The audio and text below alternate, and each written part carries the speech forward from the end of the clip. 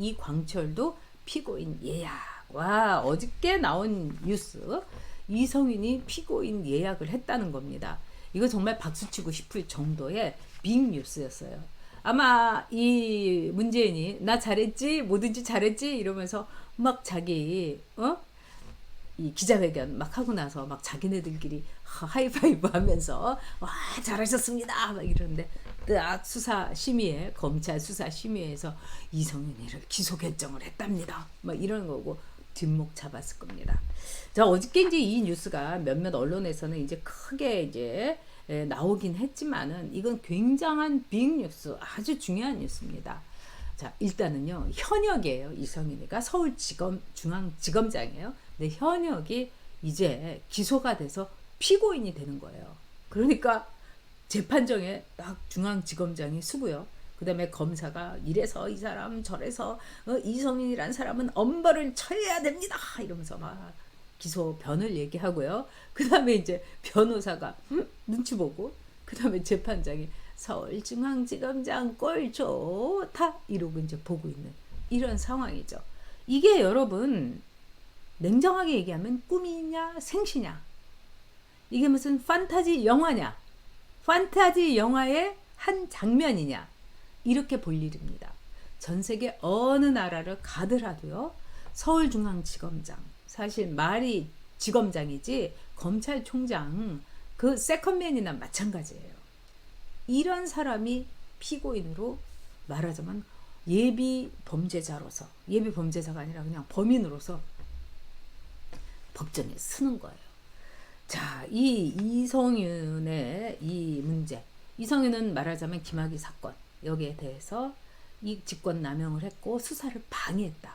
직권남용을 넘어서서 수사 방해입니다. 근데 수사심의위원회가 어저께 열렸는데 이 가운데서요, 13명 가운데서 찬성이 8명이에요. 그 다음에 반대가 4명, 기권 4명 이렇게 해갖고 찬성으로 기권이 4명을 했다는 거는 어떻게 봐야 될까요? 참, 이 난감하다, 창피하다 이렇게 봐야 되는 거죠. 그래서 이 건으로 인해서 이성윤이는 이제 꼼짝없이 재판정에 서게 됐어요.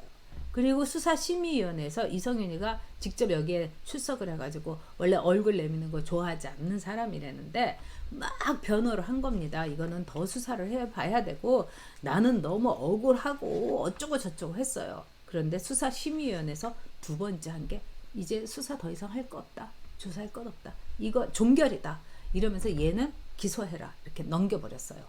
와, 이거는요 굉장히 센 겁니다 여러분.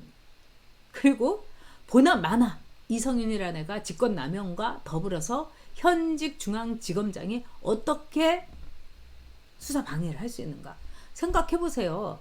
검찰이고 경찰이고 범인 잡는 건데 오히려 범인을 잡는 수사를 방해했다 이렇게 본 겁니다. 이거 진짜 대단한 거예요 여러분. 그래 가지고 어떻게 됐습니까 여러분? 이제 내일 아니면 빠르면 오늘요, 우리가 이렇게 마음속으로 좋아하는 조남관 총장 대행이 기소를 결정합니다 대검에서. 그러면은 그냥 일사천리로 재판에 붙이게 되는 거예요. 자, 이제 청와대 고민이 깊어졌습니다. 참, 우리가 부렸던 사냥개인데 이제 그럼 저 사냥개가 사냥을 못하게 됐으면 쟤를 이 솥에다가 삶아가지고 먹어야 되는 거 아니냐. 토사구팽, 이걸 아주 진지하게 생각을 할 겁니다. 그리고 얘는 이제 효용성이 더 없어. 그리고 여러분 모양새라는 게 이거는 쇼크입니다. 어떻게 중앙지검장이 피고인이 돼갖고 재판받으러 다녀야 됩니까? 최강욱이가 재판받으러 다니는 거, 조국이 재판받는 거, 뭐 이거하고는 비교가 안 되는 일이잖아요 여러분. 최강욱이는 배지 떨어질 것 같습니다 여러분. 제가 아는 이 몇몇 분들한테 제가 그 며칠 전에 요즘 이제 제가 술을 못 마시는데 하도 요새 어저께 열받아서 회 시켜가지고 와인 한잔 했어요. 아, 이 나라 정말 어떻게 되나 이런 생각이 막 복잡해서. 그런데 이제 그 전날에 제가 몇 분하고 이렇게 법조계 있는 분들하고 뭐 얘기를 나눴더니 최강욱이는 날아간다고 보더라고요. 그리고 또 조국은 아마도 이 경심이가 나오게 되면 조국이 들어가지 않겠느냐. 햇님 달님 바톤 터치하지 않겠느냐 이렇게 보고 있더라고요. 근데 이 이성윤 피고인 예약이라는 거는 청와대로서는 이제 토사구팽도 토사구팽이지만 또 하나는 이광철입니다. 여러분 이 이광철이라는 사람이 정말 제가 볼 때는 청와대에서 지금 권력서열 1위가 누구냐. 어떤 사람은 이광철이라고 보는 사람도 있어요. 2등이 이 정숙이고 뭐 이렇게 보는 경우도 있어요. 이광철이라는 사람이 모든 플랜을 짰다 이렇게 볼 수 있죠. 김학의 출금도 이광철이가 앞서 얘기한 대로 자기가 다 이규현이한테 오다 내렸죠. 그리고 거기에서 김학의 출금에 대해서 수사하고 뭐 이런 걸 다 막고 방해를 한 게 이 바로 이성윤인 겁니다. 근데 사령탑 컨트롤 타워가 누구였나? 바로 이광철인 거예요. 자, 그러면은 수사심의위원회에서 이광철이를 어떻게 할 것인가? 바로 수사심의회가 이 이성윤이를 기소를 한 거는 이 이광철이도 이제 기소된다는 얘기입니다. 그러면 이광철이도 빠르면은요 문재인의 임기 안에 재판 정에서 피고인이 될 수가 있습니다. 그러면 청와대에서 옷 벗어야 돼요, 여러분. 자, 이거는 청와대로서는요 엄청난 악재다. 그리고 앞으로 이 이광철은 손 안 댄 데가 없어요, 여러분. 버닝썬 사건 때도 이광철이가 손을 댔죠. 거기다가 송철호 이 사건도 이 송철호를 단선을 시키려고 청와대하고 경찰이 합심을 했다. 뭐 한병도 뭐 내지는 백원우 다 이제 이 법정에 출석했죠. 여기에도 이광철에 이 기운이 있는 겁니다. 그런 점에서 이광철도 이제 이성윤도 피고인 예약됐다.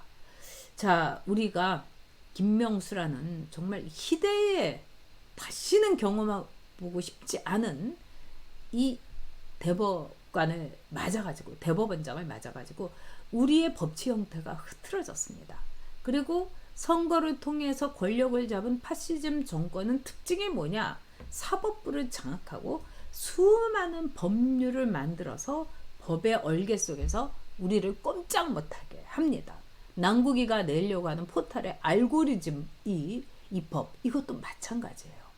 이들의 횡포와 이들의 전횡이 앞으로 1년 동안 광란의 문재인, 광기의 청와대에서 정말 화염처럼 불타오를 겁니다.